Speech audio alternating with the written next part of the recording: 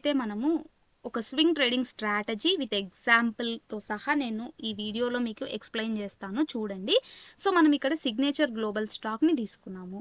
So, మనకి ఈ స్టాక్‌తో పాటు వాల్యూమ్‌ని కూడా యాడ్ చేసుకోవాలి. సో, ఆర్ఎస్ఐ వాల్యూమ్ దాంతో పాటుగా నేను చెప్పే సెటప్. సో, వాల్యూమ్‌ని మనం యాడ్ చేసుకుంటాం. వాల్యూమ్‌ని యాడ్ చేసుకునేటప్పుడు మనము ఇండికేటర్ సెక్షన్‌లో వెళ్ళి వాల్యూమ్ యాడ్ చేసుకున్నాక సెట్టింగ్స్‌లో ఏమీ చేంజ్ చేయకూడదు. ఒక ఇది ఎంఏ ఉంటుంది కదా మూవింగ్ యావరేజ్ దాన్ని ఒక్కటి యాడ్ చేసుకోవాలి అంతే. ఇంకే సెటప్స్ చేంజ్ చేసుకోకూడదు. సో దాన్ని యాడ్ చేసుకున్నప్పుడు మనకి స్ట్రాంగ్ ఉందా లేదా వాల్యూమ్ అనేది ఈజీగా రికగ్నైజ్ చేస్తాం. సో ఫస్ట్ మనకి ఈ స్ట్రాటజీలో ఆర్ఎస్ఐ అనేది అబౌవ్ 60 ఉండాలి. దాంతో పాటుగా వాల్యూమ్ అనేది మనకి ఏదైతే మనం యాడ్ చేసుకున్న మూవింగ్ యావరేజ్ ఉందో ఆ మూవింగ్ యావరేజ్ కన్నా అబౌవ్ వాల్యూమ్ క్లోజ్ అవ్వాలి. సో మనం ఇక్కడ అబ్జర్వేషన్ చేసినట్టయితే ఎగ్జాక్ట్గా ఈ క్యాండిల్ ఇలా ఫస్ట్ ఒక క్యాండిల్ ఫామ్ అయినప్పుడు ఆ క్యాండిల్ హై ఎండ్లోని మార్క్ చేసుకుంటాం. హై ఎండ్లోని మార్క్ చేసుకున్నప్పుడు ఆ క్యాండిల్ ఏ కలర్ ఉందా అనేది మనకు సంబంధం లేదు. అది రెడ్ అయినా కావచ్చు, గ్రీన్ క్యాండిల్ అయినా కావచ్చు. సో ఒక క్యాండిల్లో నుంచి మనకి మినిమం 3 days అదే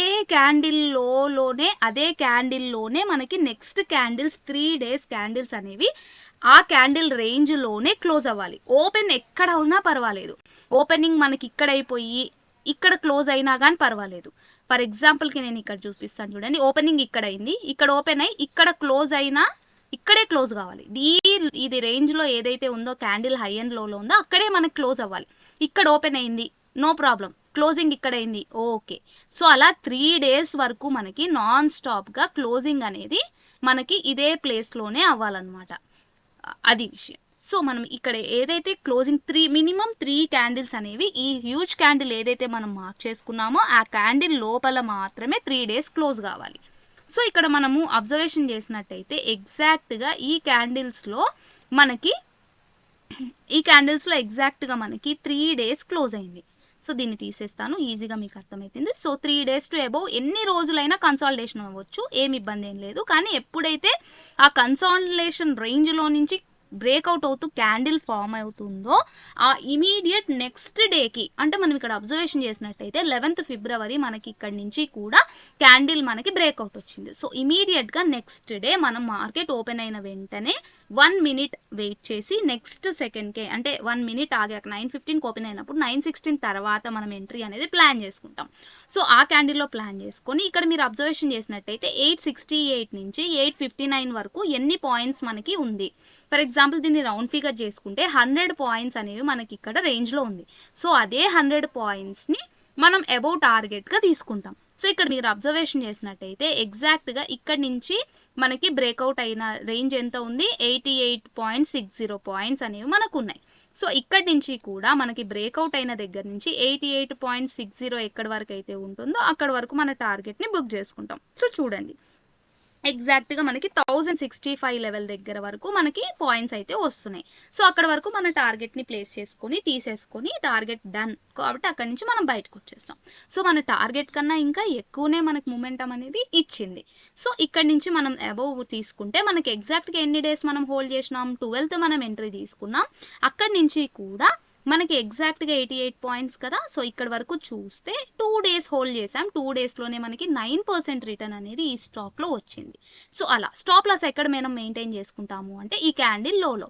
సో ఈ క్యాండిల్కి కరెక్ట్ 868 దగ్గరే పెట్టకుండా బఫర్గా 2 points 3 pointsని మనం పెట్టుకొని ఇక్కడ మనం ప్లేస్ చేసుకుంటాం. అంటే ఎగ్జాక్ట్గా 868 కదా. సో 868 నుంచి కొంచెం కిందికి మనం స్టాప్ లాస్ని పెట్టుకొని టార్గెట్ అనేది మనకు వచ్చేస్తుంది. సో ఈ స్ట్రాటజీని మీరు మినిమం 3 months డేటాతో బ్యాక్ టెస్ట్ చేసుకొని మీరు పర్ఫెక్ట్గా ఉన్నారు అంటే మాత్రమే ఎంట్రీ తీసుకోవడానికి ట్రై చేయండి. సో ఇది మనకు సపోర్ట్ దగ్గర ఫామ్ కావచ్చు, రెసిస్టెన్స్ దగ్గర ఫామ్ అయింది అనుకోండి, బ్రేక్అవుట్ అవుతుందా లేదా చూసుకొని ఎంట్రీ తీసుకోవడానికి ట్రై చేయండి. గుడ్డిగా ఎంట్రీ తీసుకోవద్దండి. ఏ స్ట్రాటజీస్ అయినా మనకు మార్కెట్ బాగున్నప్పుడు మాత్రమే వర్కౌట్ అవుతాయి. ఒక్కోసారి మనకు స్టాప్ లాసెస్ కూడా హిట్ అయ్యే ఛాన్సెస్ కూడా ఉంటాయి. సో జాగ్రత్త, దీంట్లో కూడా 100% అక్యురసీ ఉండదు.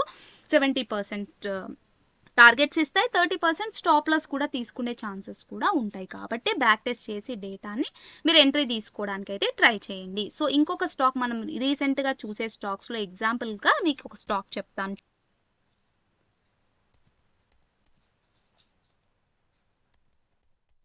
ట్రాన్స్లేట్ లైటింగ్ లిమిటెడ్ స్టాక్ మీరు ఇక్కడ చూస్తే ఎగ్జాక్ట్గా అదే రేంజ్లో, అంటే ఈ క్యాండిల్ మనం తీసుకున్నాము అంటే ఈ క్యాండిల్ హై అండ్ లోని మార్క్ చేసుకుంటాం.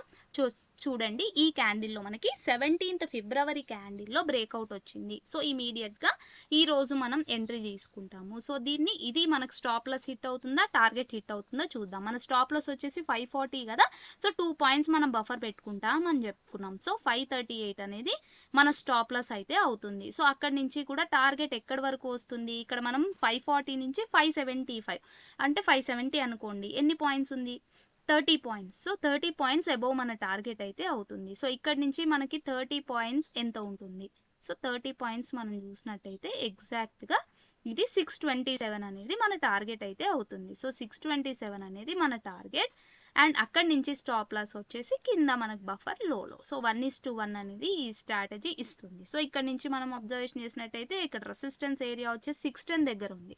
సో ఈ 610 దగ్గర ఉంది, దాన్ని కూడా మనం అబ్జర్వేషన్ చేసుకోవాలి. అది క్రాస్ అయిపోయింది అంటే 670 వరకు మనం మూమెంటం చేసే ఛాన్స్ ఉంటుంది. సో ఇక్కడ మనకు వాల్యూమ్ కూడా చూస్తే చూడండి ఎగ్జాక్ట్గా వాల్యూమ్ కూడా మనకి ఎలా ఉంది, మూవింగ్ యావరేజ్ కన్నా అబౌవ్ ఉంది. ఆర్ఎక్స్ఐ కూడా చూడండి అబౌవ్ 60 ఉంది. సో ఇలా మనం స్టాక్స్ని ఫైండ్ అవుట్ చేసుకొని మనం ఎంట్రీ తీసుకోవడానికి ట్రై చేయండి. So thank you so much. మీరేమనుకుంటున్నారు అనేది కామెంట్లో తప్పకుండా చెప్పండి. బ్యాక్ టెస్ట్ చేసుకోవడం మాత్రం మర్చిపోవద్దండి. బ్యాక్ టెస్ట్ చేసుకొని ఏమైనా డౌట్స్ ఉంటే కూడా కామెంట్ చేయండి, దానికి నేను నెక్స్ట్ వీడియోలో రిప్లై ఇస్తాను. Thank you so much for watching my video till the end.